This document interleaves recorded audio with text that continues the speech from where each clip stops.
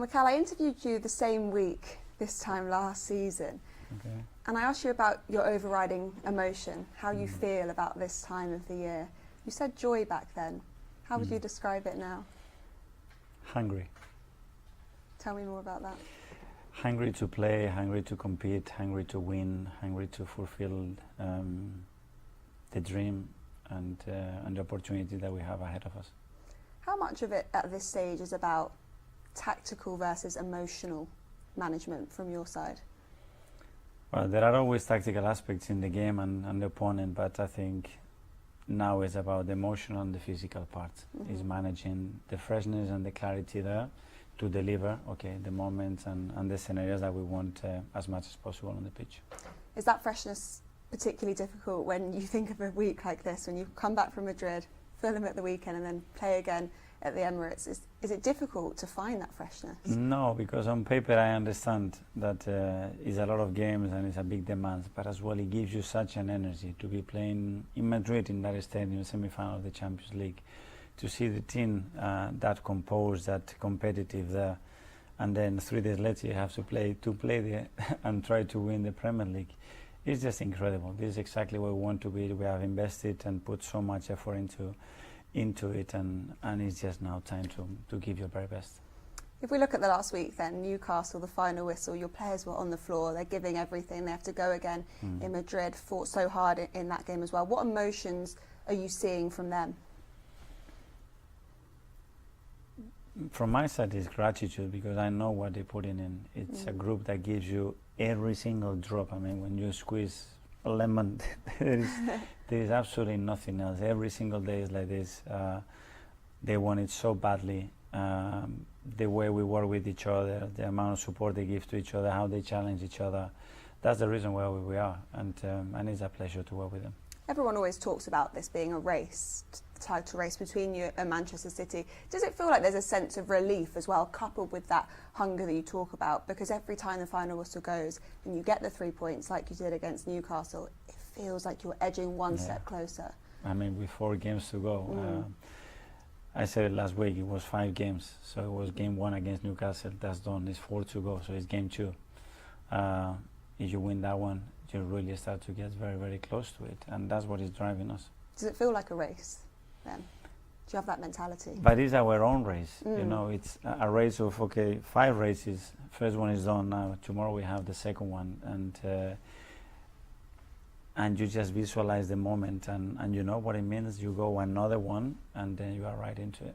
So visualize the moment. How much have you visualized this month going exactly as you'd like it to?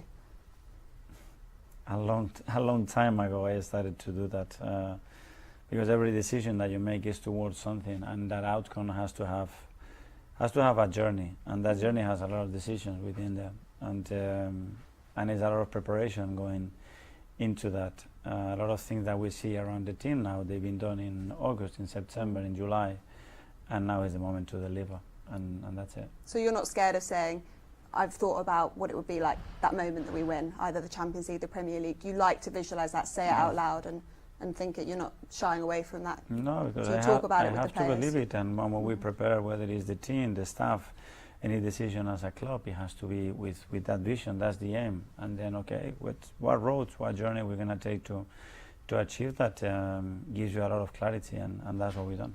I wanted to ask about unpredictability, because you've spoken about how difficult it is to keep being unpredictable so late into the season. We're into May now. We saw a really good example of that with the corners against Newcastle. How do you keep coming up with the innovation so late on in the season? Because you need to adapt constantly, resolve issues and win. That's the process. Adapt, resolve, then win. And in order to achieve that, you need to work a lot, and you need to understand and prioritize where the margins can be that can give you huge value.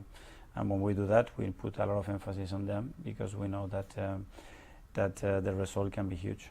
With that corner routine, do you think that's representative of how you've been operating this season? Because it was the 3rd time you did it, maybe the 3rd time you went short, people in the stadium are thinking, why are they doing that again? And then you get the goal from it. You've had a lot of courage this season to stick by your principles. Is that corner routine kind of indicative of your approach. Yes, but especially adapting to certain contexts. So we have to adapt as a team because we miss so many players for long periods. If I want to do exactly the same, we're not in the position that we are today. I'm 100% convinced. So we need to have to give the team tools and resources and options to be that competitive, even if it's in a slightly different way that we imagine or I would like in this moment. And with the corners in particular, it was the same because we had very little to win against the physical team and the way they set up in that way. So we said, okay, what about thinking in a different way and doing it this? We are not assured that the result is going to be though, but if we believe that this is the best thing to do, we have to go and do it. And is that what you have to do in general as well, sticking to your principles of how you've got to this stage and maybe not listening to what other people think you should do or online or pundits or whatever, just knowing how you've got to be at the top of the table? I think I need to follow my gut. I need to work a lot, I need to prepare, I need to analyze, I need to listen to the people that knows in certain areas more than I do, and again I'm responsible to make a decision in relation to what we want to do and provide a lot of clarity to the team, because if we do something else, it's depending on what? In the performance, in the results, in certain taste that somebody has about doing something, but nobody understands the dynamic, what is happening in the place that we have, in what state they're in, whether they are available or not. Nobody talks about that, and we don't expect that to be happen. So we need to do what we believe is the best to give the best chance to the team to win games. And you mentioned it in your press conference, but I just wanted to ask about the Rice and Zubimendi dynamic, particularly against Atletico Madrid. Rice seemed to be playing a little bit deeper. What were you hoping that would achieve, and did it achieve that? Yes, especially the way they set up and certain things that we wanted to achieve to provoke certain spaces and avoid certain things that Atletico are really good at. And we have the variability to do that with it in a game that it was quite new, but we need to open ourselves a little bit more to certain things, because it will create problems to the team, and I think it will unlock certain possibilities that the players have to become even better. So you might see that more in the Premier League as well. In terms of the noise then, you've been asked so much about it, your players have been asked so much about it. I like listening to Odegaard in his press conference ahead of your game this week saying, we know the society we live in, it's impossible to avoid it. You do see things, you do read things. Do you try and help your players cope or put in any rules, for example, and say what they can and can't see or listen to? I tell them, love it. Really? I mean, you want to win the Premier League, you want to win the Champions League, what is going to happen? At some point you're going to lose a match, they're going to destroy you. That's it. So love it. You want to be there? Love to be there. When you win, you love it, love it. When you lose or you don't play your best, is it going to be games where you're going to lose the ball? Yeah, you're going to lose the ball. Love it, so you will become better. And that's it. So it's not another way. You want to be at the very top. People are waiting there. It's normal because it's natural. And so it's not like we're going to be only one winner. The rest, what happens? They're not good enough. Come on. I mean, if somebody believes that, then it's something wrong. How do you cope with it?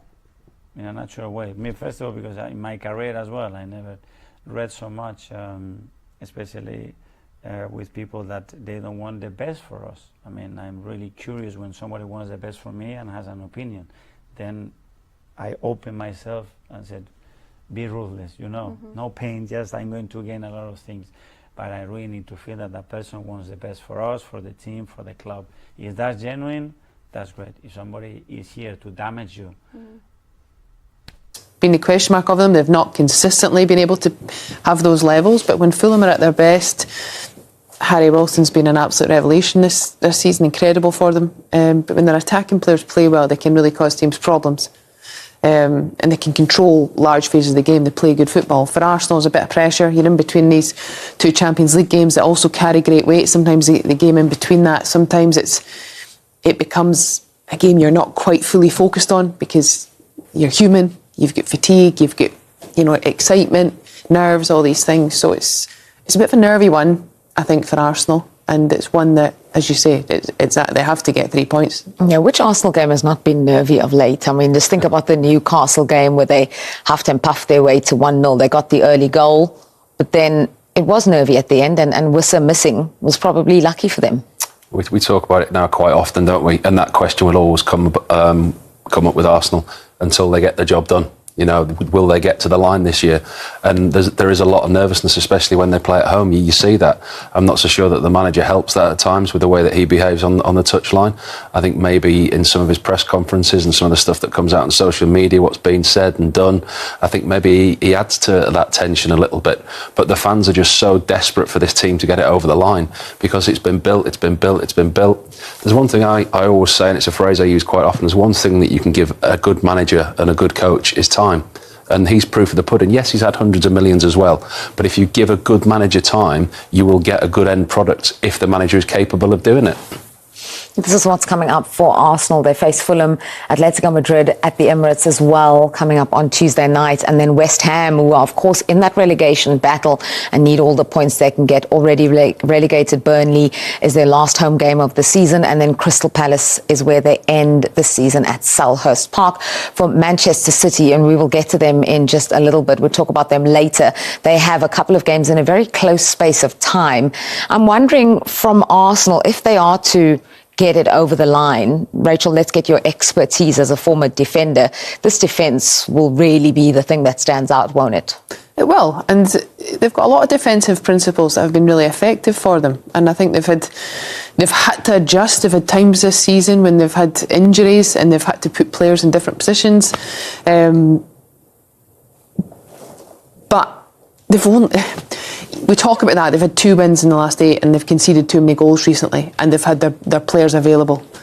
And I think maybe that is a reflection in the nerves that some of the players are feeling, and whether that's caused by some of the other narrative around it. We're at that stage of the season where maybe, you know, they know there's pressure. There's lots of people saying, do you have it in you to do it? Defensively, though, they've got great players, and I do think that's been a big part of their game, and their defenders impact at the other end of the pitch as well. They've come up with big goals.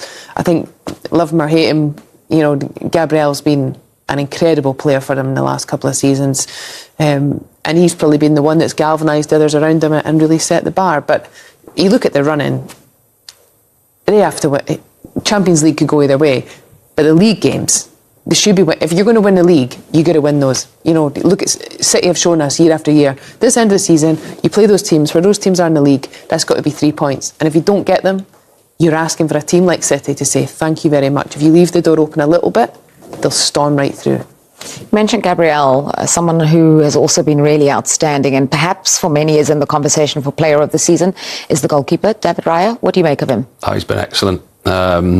He's a player that I know extremely well. He was my boot boy at Blackburn, so I had a decent mentor growing up. But when he was younger, he was one of those type of players you didn't see him developing into the top class that he is.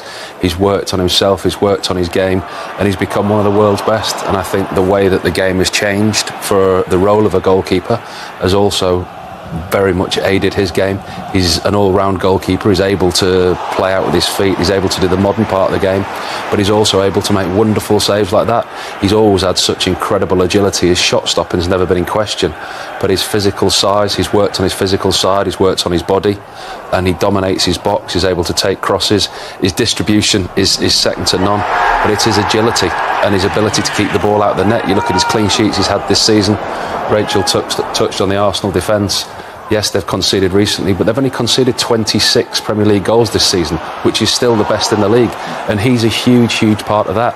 And that's an incredible save because he can't react until it's cleared the last man. That really is a brilliant save. Only 11 of those goals conceded have come in their 17 Premier League home games. Just looking at the clean sheets, 16 for David Raya, who of course did win the Golden Glove last year jointly with Matt Sells. I'm just wondering, when you watch them play in the way that Arsenal play, in the way that they make the passes in the defence to Raya, from Raya, do you get nervous? Does that go against everything you know as a goalkeeper? If it was played to me, yeah, I'd be nervous. But I think the game's changed and the role of a goalkeeper's changed. I mean, some of those defenders, if they'd played passes like that under certain managers that I'd played for, the manager would have taken them off. I mean, some of the goalkeepers, what they do Cruyff turns on their own goal line. I mean, if I tried that, you'd have been off back in the day, but that's the way that the game's changed. But they have full faith in the goalkeeper. They know his ability and his quality, and he's always had that as David Raya, the quality that he's got with his feet and the way that he's able to adapt, and he's been a big part of their build-up.